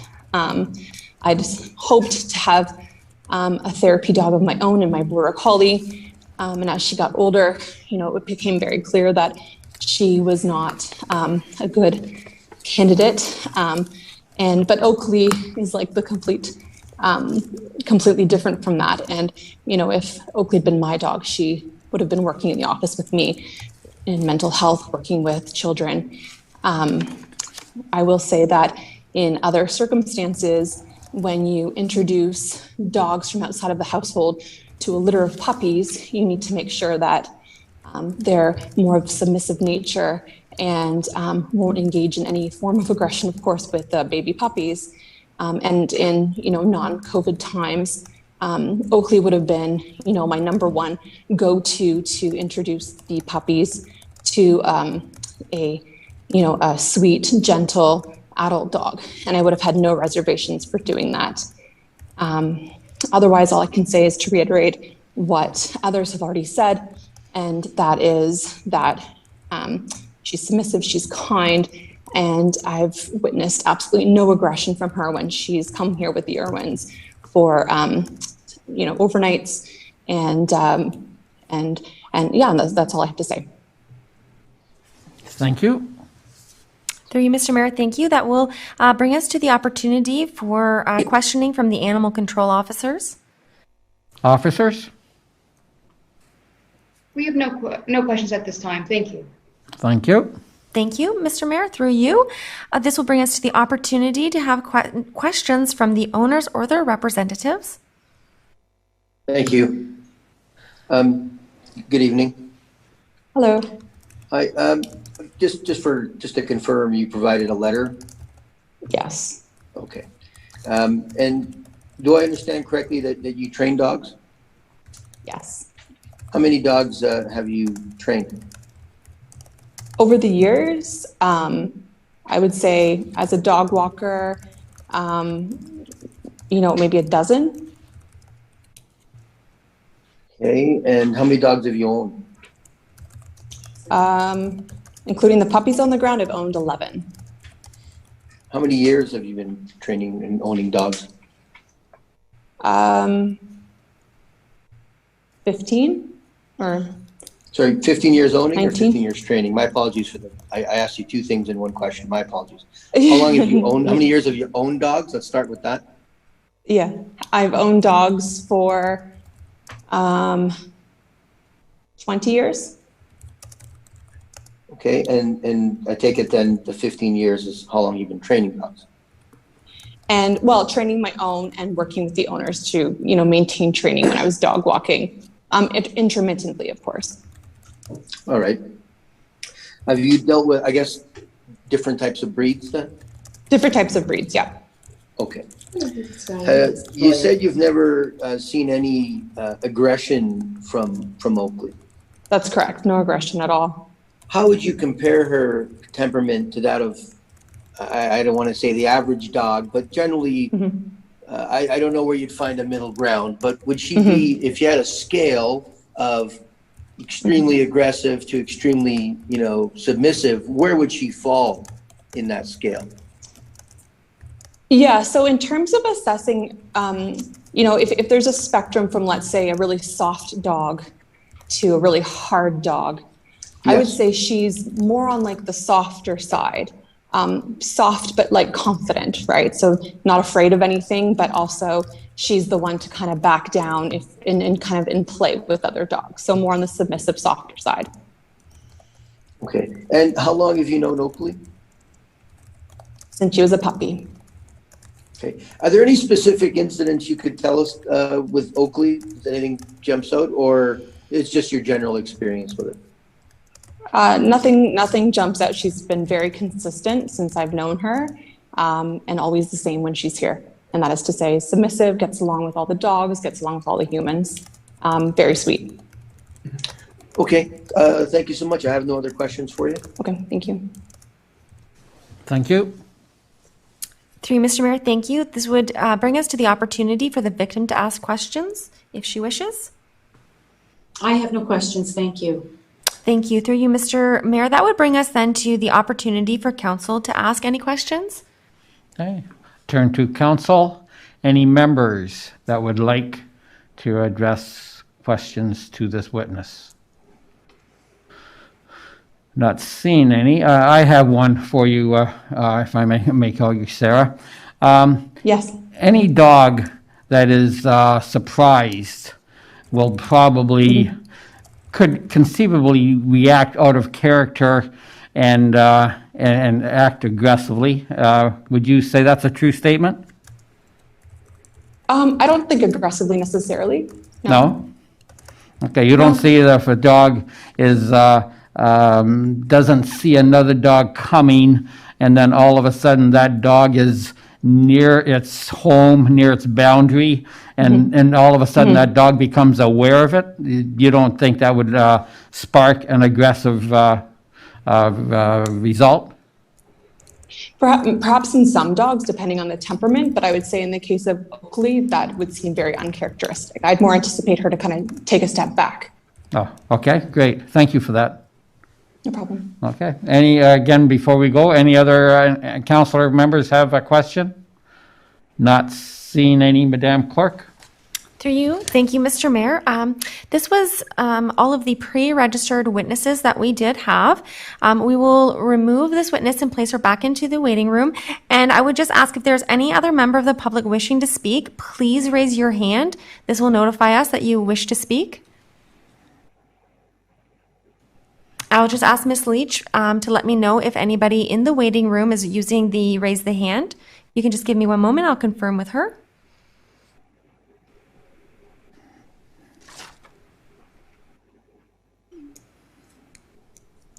Through you, Mr. Mayor, thank you. Ms. Leach has confirmed that nobody is using the raise the hand feature. Therefore, we can move to the next portion of the meeting, which is the presentation of summary of arguments. The first would be for the animal control officers, if they would like to make a presentation of their summary arguments. Officers, any comments at this time then? Thank you. Through you, Mr. Mayor. So just to briefly go over the kind of the facts here. So we received a complaint, and based off that complaint, we asked for a statement from the victim in this incident. In the statement that the victim provided to us, which has been provided to everybody, she stated that Oakley presented viciously with full teeth, gnarling, and grabbed Phoebe by her coat. She screamed, Oakley dropped Phoebe, and again then teeth showing, gnarling, acting aggressively, came at Oakley again. So we refer back, when we issue an order, we refer to the Town of Pelham bylaws. So in Town of Pelham bylaw 97-2010, a vicious or a dangerous dog is any dog with a known propensity, tendency, or disposition to attack without provocation humans, domestic animals, or other animals, or any dog which, when unprovoked, chases or approaches a person on the streets, sidewalks, or any public grounds in a menacing fashion or apparent attitude of attack, or any dog which has bitten a human or domestic animal without provocation. Based on this definition of a vicious or a dangerous dog, subsection 2 would have been the grounds for issuing the order. No bite, no puncture, no damage to property has to occur for somebody to feel like they were approached in an aggressive and menacing manner by a dog on a public street, which would be why muzzle order would have been issued. So as a condition, just to clarify the condition of the muzzle order, so Oakley is required to wear a muzzle whenever he is off of the Irwin's property. So if he goes for a walk down the sidewalk, if he goes for a walk anywhere within the town, he has to wear a muzzle. When he is on the Irwin's property, he has to be under their control by on a leash, or he has to be confined by a pen or structure. So when referring to the order, confining him by means of an electric fence, according to the bylaw, would not be sufficient. That is all. Thank you. Okay, thank you. Through you, Mr. Mayor, thank you. We would then move to the owner or their representation to be able to make their final submission. Thank you. I refer to the same bylaw, and it looks like paragraph 8 under the definition of vicious dog. Firstly, the evidence you heard outside of one statement does not describe a vicious dog. You have 33 letters of support. You have 15 videos of which you can observe the dog's temperament. The good thing is you don't have to decide what actually happened. One thing is absolutely clear. If this did happen, it was a one-up. It was completely uncharacteristic. It is not the dog described by everyone in those letters or the witnesses who testified today. When I look at this section, it's very clear in its language. Sub 1 is any dog with a known propensity, tendency, or disposition to attack without provocation humans, domestic animals, or other animals. Now, I understand that the OSPCA officers are not relying on that section, but that is helpful and it's instructive because we're dealing with the temperament and disposition of an animal, right? So this particular section simply describes different ways in which this classification can be done. And this dog clearly has no known predisposition. And subsection 2, any dog which, when unprovoked, chases or approaches a person on the street, sidewalk, or any public grounds in a menacing fashion or an apparent attitude of attack. I don't see how all of that is made out. And more importantly, this order was made with zero investigation.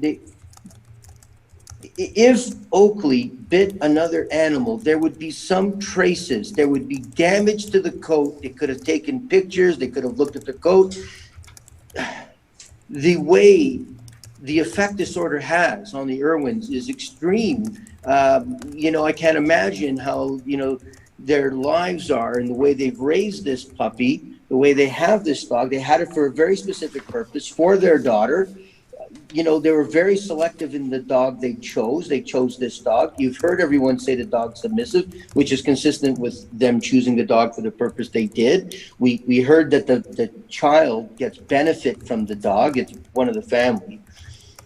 I mean, it's always a struggle we have because dogs are family, but they're also property. So we have those two tensions of I have a right with my animal and the fact that they're actually property and these orders can be made. But I think we need more evidence before such an order is made because the results are drastic. Everything points to this dog being a dog that everyone gets along with. We heard it's submissive. We heard that other dogs can come and just eat its food and it does absolutely nothing. When it confronted with any type of confrontation, it goes on its back. It's always a submissive one. It always gives way. So I don't know what happened on that day. And the problem is no one knows what happened on that day except the complainant. And, I don't know what happened. Did they come on the property? Because we heard there's an electric fence. We heard the dog doesn't cross it. We heard this works. It zaps the dog. The dog always goes back. There's a video of the dog walking up the perimeter. It doesn't cross it. We've seen this dog with other dogs that it doesn't know. It doesn't even react. It totally, on the downstay, it absolutely listens. I think the only decision you have to make is whether you're really going to uphold this vicious dog definition. And I can't imagine that happening on the evidence you have. If you have to weigh all this evidence, all the evidence points to this dog not being a vicious dog. It points it to being a friendly dog. And I think that's all the evidence you have. I don't want to downplay or negate or say that what Ms. Charette saw didn't happen. It may well have happened, but you don't have to decide whether it did or not, because if it did happen, it was the only time that dog ever showed any aggression at all. And now I'm not suggesting it did, simply that if it did, that was the only time it ever did it, and we don't know what caused it. The section requires it to be unprovoked, and we don't know what happened. So respectfully, I submit, I urge you to reverse this order of a muzzle and having the dog declared a vicious dog. It is, all the evidence points to it being friendly. And subject to any questions you have of me, I ask you to reverse the order that was made on December 8th. Thank you. Madam Clerk. Through you, Mr. Mayor, we will now close the public portion of the meeting. We shall now officially receive all evidence into the record by way of resolution. Thereafter, Council will have the opportunity to debate and render with the decision. And with that regard, Mr. Mayor, I have a motion put forth by Councillor Wink, seconded by Councillor Olson. Be it resolved that the evidence submitted by Carly Cole, Investigator, Welland and District SPCA, and Officer Ryan Herman, Welland and District SPCA, be received, and that evidence submitted by the victim, Ms. Charette, be received, and that evidence submitted by Mr. Al Gachinek be received. Unless there is any discussion, I will call for the vote, starting with Councillor Kaur. Yes. Councillor Olson. Yes. Councillor Stewart. Yes. Councillor Wink. Yes. Councillor Hahn. Yes. Mayor Junkin. Yes. And that motion carries. Through you, Mr. Mayor, I have a motion brought forward by Councillor Stewart, seconded by Councillor Wink. Be it resolved that the evidence submitted by Mr. and Mrs. Irwin, owners, be received for information. With seeing no discussion, I start the vote with Councillor Olson. Yes. Councillor Stewart. Yes. Councillor Wink. Yes. Councillor Hahn. Yes. Councillor Kaur. Yes. Mayor Junkin. Yes. And that motion carries. Through you, Mr. Mayor, I have a motion put forth by Councillor Kaur, seconded by Councillor Hahn. Be it resolved that the verbal witness statements be received for information. Through you, Mr. Mayor, for the vote, I would start with Councillor Stewart. Yes. Councillor Wink. Yes. Councillor Hahn. Yes. Councillor Kaur. Yes. Councillor Olson. Yes. And the Mayor. Yes. That motion carries. With regards to rendering a decision, we will be looking for a mover and a seconder from the floor. Council, as the appeal committee, has the authority to confirm or exempt the notice of muzzle order in its entirety, or may choose to request to divide the motion and vote on each numbered component separately and individually. Please note that council does have the right to reserve their decision. For council's ease of reference, Ms. Leach will now share her screen with the draft motion for the decision to be placed on the floor with a mover and a seconder. I will read into the record. I'm hoping that members of council can see this, but I can read this into the record as well. The draft motion is, be it resolved that the following muzzle order appeal hearing decision be and is hereby rendered, that the notice of muzzle order dated December 10th, 2020 to Oakley, Mr. and Mrs. Irwin, be and is hereby, through you, Mr. Mayor, the member of council who moves the motion would indicate whether the motion is to be confirmed or to exempt. Item 1. Every owner shall not permit the dog to be on any streets or in any public place or any other place that is not owned or controlled by the owner unless the dog is on a substantial chain or leash not exceeding 1.5 meters in length and muzzled in a manner that will not cause injury to the dog or interfere with its vision or respiration, but will prevent the dog from biting another animal or human. Section 8D1. 2. At indoors at all time or when the enclosed dog is penned on or other premises structures owned of or minimal controlled size by 5 such feet by person. 10 feet, keep the capable dog of securely preventing confined the entry of children and other animals and adequately constructed to prevent the dog from escaping. Section 8D2. 3. Conspicuously display a sign on his or her premise warning that there is a dangerous dog on the property. Section 8D3. 4. So confine said dog that allows a person who has lawful entry onto the premise of the dog owner or to have such entry without fear of attacking by said dog. Section 8D4. 5. Allow an officer to inspect such pen or other structure or to make whatever inquiry is deemed necessary to ensure compliance of the provisions of this bylaw. Section 8D5 and 6, notify the pound keeper immediately if a dangerous dog is lost, unconfined, has attacked another animal or human, or has died or has been sold or given away. If the dog has been sold or given away, the owner or harborer shall provide the pound keeper with the name, address, and telephone number of the new owner. Section 8.D6. Through you, Mr. Mayor. For ease of council's reference, we will leave the draft motion on the floor. As I've indicated to council, you do have the authority to confirm or exempt this motion, this notice of motion in its entirety, or you may choose to request for the motion to be divided and voted on individually. And I would be looking for a mover and a seconder. Councilor Wink? Yes, so I'd like to move that the order be exempt, please. Is there a seconder for that? I see Councillor Hahn. Thank you. Through you, Mr. Mayor, I have the motion moved by Councillor Wink, seconded by Councillor Hahn, and it would be to exempt. Is there any discussion?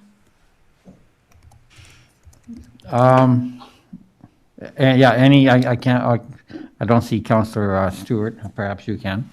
I apologize, Mr. Mayor. If Ms. Leach, perhaps if you could stop sharing your screen so we could see all of council, and if needed, we'll reshare. Thank you. There we go. Oh, we have the town solicitor. Through you, Mr. Mayor, thank you. I simply want to ensure that council is aware that they are able to consider and deliberate the evidence at this as part of the proceedings at this time. Okay, thank you. And also, through the town clerk or the solicitor, can we ask any questions of the, at this time, of the officers? Or no? Through you, Mr. Mayor, we had closed the public portion of the meeting. Okay, so it's just a discussion between council members and the town solicitor if needed. Through you, Mr. Mayor, you are correct. This is the time for council to debate the issues, and certainly you could seek staff advice if you wished. Okay, thank you. Thank you. So my, if I may go first, obviously there's overwhelming evidence that the said dog is not by nature a vicious dog, but at the same time, I can't imagine Monique making up the attack as a fictitious event. Obviously, something happened that day. And everybody, it is public property, the sidewalk. Anyone should be able to walk their dog, walk their kid, walk themselves down any sidewalk without fear of being attacked or what have you of a dog. So it is indeed a, I guess I'll call it, for lack of a better word, a conundrum. We've heard people that know the dog for the last several years, and they've vouched for its non-vicious attitude. I guess if this, do we want to, so do we, on the councilor's motion to exempt, then that means that we're, as a council, we're ready to grant this dog a one-off, I suppose. I'm not too sure that I'm willing to do quite that. As if there's an amendment, perhaps just to it's been trained. I wonder if there isn't an amendment, if we should ask for another round of, whether it be 3 hours, 4 hours, 5 hours of training by a certified dog trainer, just to be certain that it was a one-off and that we're not seeing possibly a change in the dog's behavior. So I'll throw that out to council, that we could have an amendment. Am I right there, Madam Clerk? Through you, Mr. Mayor, certainly council could someone could bring forth a motion and would be able to request such action. So I'll leave that with you, council. If there's any feelings for that. If not, then just of course open the discussion to all council members as they see fit. Councilor Wink. So through you, Mr. Mayor, with all due respect, the Irwins did take their dog back after the incident for further assessment, and the assessment of the dog was quite favorable. So I'm not sure whether another 2 or 3 hours of training would really resolve anything at this point. Okay. Thank you, Councillor. Councillor Olson. Through you, Mr. Mayor.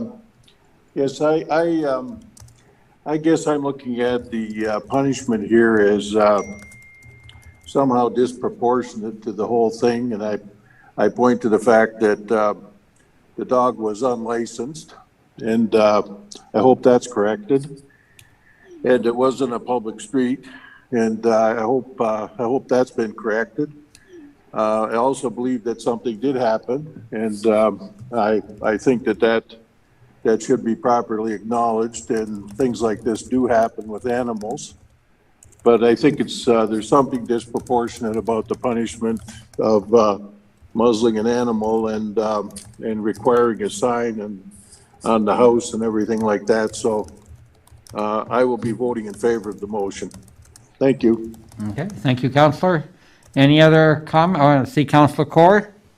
Yes, to you, Mr. Mayor. I really, being a first-time dog owner, it amazes me what they go through, and I agree with my colleague.